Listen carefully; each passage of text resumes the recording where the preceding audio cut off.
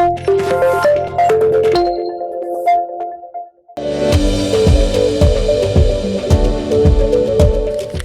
Afternoon అండి. ఇప్పుడు మనము how do we increase endorphins గురించి మాట్లాడుతున్నాం.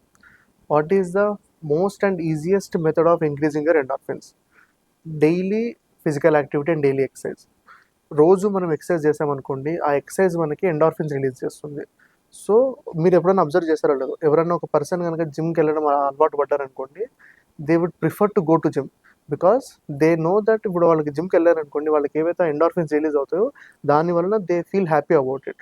సో వాళ్ళకి ఆ ఎండార్ఫిన్ రష్ కోసం they go to the gym.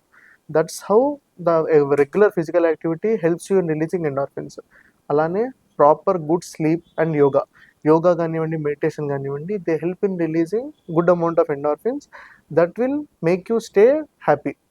Also కలిసి మీ ఫ్రెండ్స్తో కానివ్వండి, ఫ్యామిలీతో కానివ్వండి కూర్చొని మీరు నవ్వుకున్నారనుకోండి, దట్ ఆల్సో రిలీజ్ ఎండార్ఫిన్స్.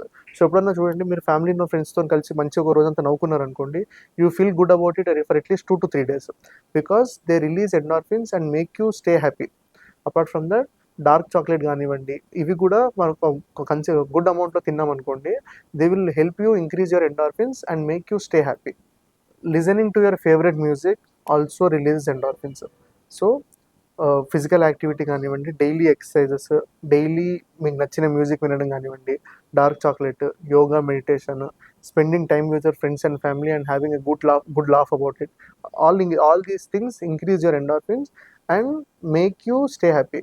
అందుకని చెప్తారు పెద్దవాళ్ళు ఒకప్పుడు, అంటే 10 మందితో కలిసి ఉండండి, ప్రశాంత్ నవ్వుతూ ఉండండి. This way you will be having less chances of getting depressed or having a low mood. Thank you.